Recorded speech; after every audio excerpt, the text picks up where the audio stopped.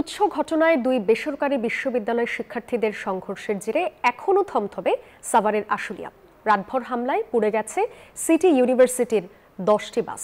হামলায় ক্ষতিগ্রস্ত সিটি বিশ্ববিদ্যালয় বলছে সমঝোতা না হলে মামলা করবে। হামলায় অংশ নেওয়া শিক্ষার্থীদের শাস্তি নিশ্চিত করা হবে। সাভার থেকে আরও জানাচ্ছেন নাইম আল জিকো।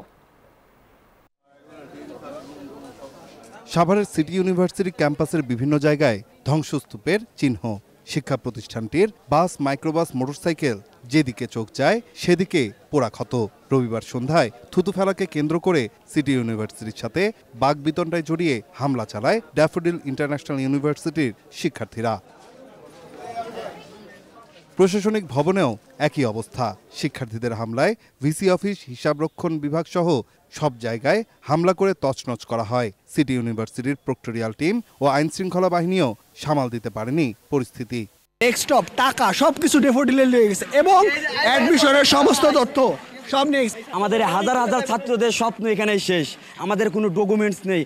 হামলার ঘটনায় ভীত হয়ে হল ছেড়ে চলে যান সিটি ইউনিভার্সিটির অনেক শিক্ষার্থী। অনেকের চোখে মুখে এখনো আতঙ্কের ছাপ। বান্ডেল থাকলে প্রতি সেনমানিতে টাকা বাঁচবে। বিকাশ সেনমানি বান্ডেল কিনে জিতুন প্রতি লেনদেনে। তুচ্ছ ঘটনায় এমন হামলায় অবাক সিটি ইউনিভার্সিটির শিক্ষার্থীরা। এখানে আগুন দিচ্ছে, ককটেল মারছে এবং আগ্নি অস্ত্র নিয়ে আসছে। ঝামেলা মিটবে, ওনারা জরিমানা দিবে, আমাদের ক্যাম্পাস আগের মতো সুন্দর হবে। বাট আমার কথা হচ্ছে, আমাদের যে প্রয়োজনীয় ডকুমেন্টস যেগুলো ছিল, অনেকের তো সার্টিফিকেটও ছিল, বের হয়ে গেছে সার্টিফিকেট ছিল, ওনাদের এগুলার কি হবে? রাতের আধারে এমন হামলার নিন্দা জানিয়ে সিটি ইউনিভার্সিটির উপাচার্য বলেন, শিক্ষার্থীদের এমন হামলা মেনে নেওয়া যায় না। তদন্ত সাপেক্ষে সুষ্ঠু বিচার হতে হবে। গাড়ি থেকে শুরু করে আমাদের অফিস সবকিছু পড়ে ফেলছে। অবশ্যই আমরা আইনি ব্যবস্থায় যাব, যদি না কেবল কোনো সলিউশন না হয়।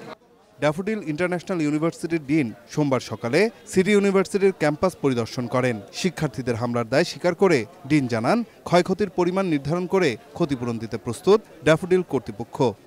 একটা শিক্ষা প্রতিষ্ঠান এইভাবে ধ্বংসযজ্ঞ চালানো মোটেও উচিত না। এটার জন্য অবশ্যই আমরা দুঃখ প্রকাশ করছি এবং বিসি স্যারের সাথে কথা হয়েছে, আমাদের বিসি স্যার এবং সিটি ইউনিভার্সিটি বিসি স্যারের সাথে কথা হয়েছে। এই যে ক্ষতিপূরণ হয়েছে, ক্ষতিপূরণ অবশ্যই পুঙ্খানুপুঙ্খভাবে আমাদের ড্যাফোডিল বিশ্ববিদ্যালয় ক্ষতিপূরণ প্রদান করবে। হামলার পর বর্তমানে ওই এলাকায় থমথমে পরিস্থিতি বিরাজ করছে। শিক্ষার্থীদের এমন নৃশংস ব্যবহার, আচরণের তীব্র নিন্দা জানিয়েছেন বিশিষ্টজনেরা। তারা বলছেন, এই ঘটনায় জড়িতদের দ্রুত কঠোর শাস্তির আওতায় না আনা গেলে এমন ঘটনা পুনরাবৃত্তি ঘটতেই থাকবে। সাভারের বিরুলিয়া থেকে নাইম আল জিকো, নিউজ 24, ঢাকা।